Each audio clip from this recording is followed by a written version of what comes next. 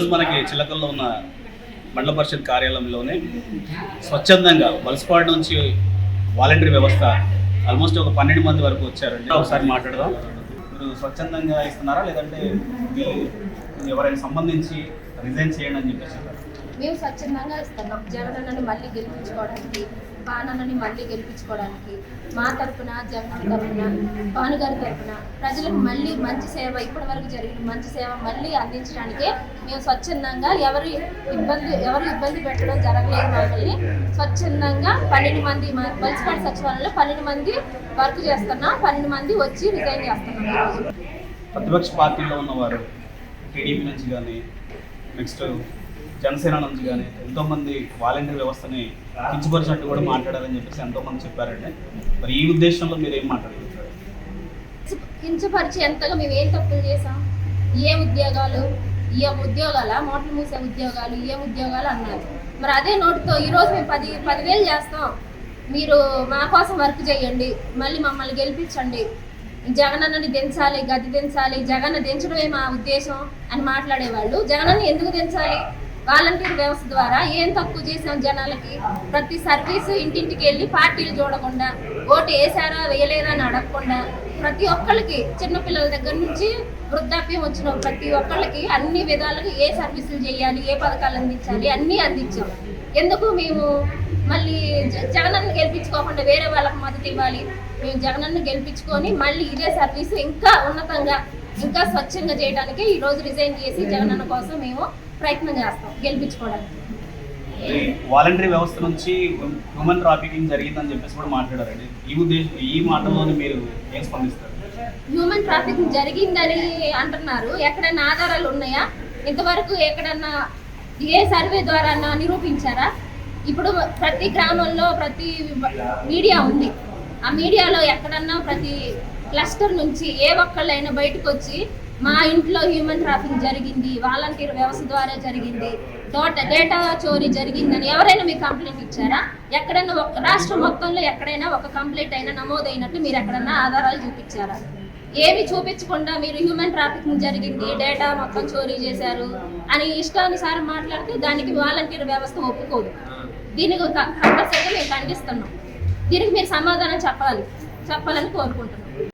ఆయన గెలిస్తే 10,000 ఇస్తా అంటున్నారండి వాలంటీర్స్. మీరు ఏ విధంగా స్పందిస్తారు? చంద్రబాబు నాయుడు గారు ఒకప్పుడు వాలంటీర్ వ్యవస్థని చాలా కించపరిచారండి. గోను సంచులు మోసేవారు, ఇది ఒక జాబేనా? జగన్ ఏ విధంగా వాలంటీర్ వ్యవస్థని పెడుతున్నాడు? ఈ 5,000 వీళ్ళకి అవసరమా? ఈ వాలంటీర్ వ్యవస్థ అవసరమా అని అడిగిన వాళ్ళు ఈరోజు మళ్ళీ వాలంటీర్లను కొనసాగిస్తా అంటున్నారు. ఏ విధంగా అంటున్నారండి? జగన్ గారు చేసిన వాలంటీర్ వ్యవస్థ అనేది బాగుందని చెప్పేసి ఆయన ఉద్దేశమా? ఒప్పుకున్నట్టే కదా? ఒప్పుకున్నట్టే కదా. భూమి కమిటీని కొనసాగిస్తా అనుకుంటా వాలంటీర్ వ్యవస్థని కొనసాగిస్తాం అని అంటున్నారు. ఎందుకంటున్నారు? మేము మంచిగా పనిచేసాం కాబట్టే కదా.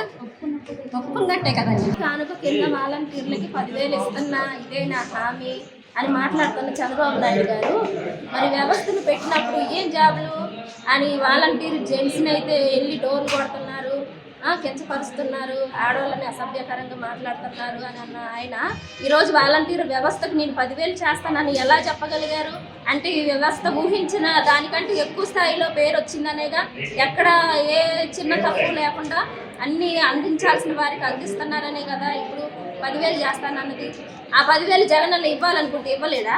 మీరు ఇచ్చేదేంటి? వచ్చి జగనన్న ఇవ్వాలనుకుంటే వాలంటీర్ వ్యవస్థ కోసం ఏదైనా చేస్తాడు. వాలంటీర్ వ్యవస్థ జగనన్న కోసం ఏదైనా చేసిద్ది. జగనన్న వాలంటీర్లు కలిసి జనం కోసం ఏదైనా చేస్తారు. ఇప్పుడు మేము ఇన్ని సంవత్సరాలు 5 సంవత్సరాల పాలనలో జగనన్న తరపున ప్రజలకు అండగా ఉన్నాం, అన్ని సంక్షేమ పథకాలు అందించాం. ఈరోజు ప్రజల్లో మేము మమేకమయ్యి ఇప్పుడు జగనన్న గెలుపు కోసం మేము ప్రయత్నం చేస్తున్నాం.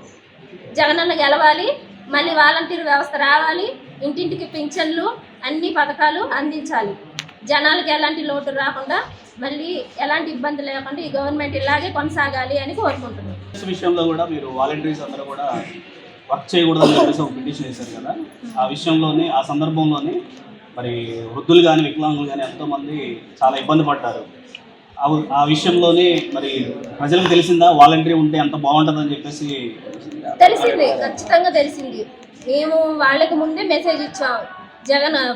చంద్రబాబు నాయుడు గారు వాలంటీర్ల చేత పెన్షన్లు ఇవ్వకూడదని నిమ్మగడ్డ రమేష్ గారి ద్వారా ఈసీకి లెటర్ పంపించారు. ఆ లెటర్ని వెంటనే ఈసీ గారు కన్ఫర్మ్ చేసి వాలంటీర్లు ఫోన్లు, డివైస్లు, సిమ్ములు, డేటా బుక్ మొత్తం అప్పచెప్పాలి, ఇవ్వకపోతే కఠిన చర్యలు తీసుకుంటారని చెప్పారు. మేము మా మెసేజ్ మేము ప్రజలకు అందించాం, మేము పెన్షన్లు ఇవ్వట్లేదు, మీరు సచివాలయం దగ్గరికి వెళ్ళి తీసుకోవాలి అని. అప్పుడు వాళ్ళు అదేంటమ్మా చంద్రబాబు నాయుడు ఇంక అధికారంలోకి రాలేదుగా, వాళ్ళు చెప్పడం ఏంటి, మీరు వినడం ఏంటి, మాకు ఇంటింటికి పెన్షన్ ఇస్తే ఇబ్బంది ఉండదుగా అని చెప్పారు. ఆ తర్వాత నెక్స్ట్ డే 3వ తారీఖు పెన్షన్లు తీసుకున్నప్పుడు ఎంతోమంది చనిపోయారు, ఇబ్బందులు పడ్డారు, మంచాలలో మోసుకెళ్ళడం చూసాం. ఇదంతా అవసరమా? వాలంటీర్ వ్యవస్థను సక్రమంగా వర్క్ చేసుకొని ఇస్తే ఇది అంతా జరిగేది కాదుగా, రాష్ట్రంలో ఇంత ఇబ్బంది జరిగేది కాదుగా, అల్లకల్లోలం అయ్యేది కాదుగా. ఈ విషయాన్ని బట్టి చూడొచ్చు వాలంటీర్ వ్యవస్థ ఎంత వర్క్ చేసింది, ఎంత సిన్సియర్గా వర్క్ చేసింది అనేది మీరు గమనించవచ్చు. అంటే ప్రజలు వాలంటీర్ వ్యవస్థ కావాలని కోరుకుంటున్నారా? ఖచ్చితంగా కావాలని కోరుకుంటున్నారు. ఒకవేళ జగన్ గారు వాలంటీర్ వ్యవస్థను తీసేస్తే మీ పరిస్థితి ఏంటి? మా పరిస్థితి ఏముంది, జగనన్న కోసం ఏ రకంగా అయినా మేము వర్క్ చేయడానికి సిద్ధం. దానికి వాలంటీర్ పోస్టే అవసరం లేదు. జగనన్న వాలంటీరు వ్యవస్థకి 5,000 ఇచ్చినా 10,000 ఇచ్చినా అసలు డబ్బులు వేయకపోయినా మేము చేయడానికి సిద్ధంగా ఉన్నాం. జగనన్న గెలిపించుకోవటం, జగనన్న ద్వారా కానీ గవర్నమెంట్ ద్వారా కానీ ప్రజలకి స్వచ్ఛందంగా మంచి సర్వీస్ అందించడమే ముఖ్య ఉద్దేశం వాలంటీర్ వ్యవస్థ. వాలంటీర్ వ్యవస్థ ఈరోజు స్వచ్ఛందంగా వచ్చి రిజైన్ చేశారు. ఏ వ్యవస్థ అయినా వచ్చి ఈరోజు రిజైన్ చేసిందా?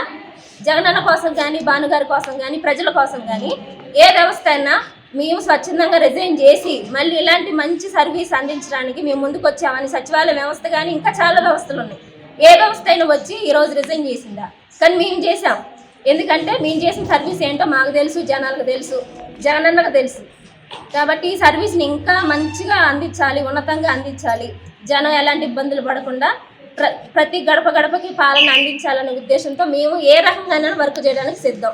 జనం కోసం ఇప్పుడు మేము పనిచేసాం. ఈ 5 సంవత్సరాలు జనం తరపున ఇప్పుడు జగనన్న కోసం పనిచేస్తాం.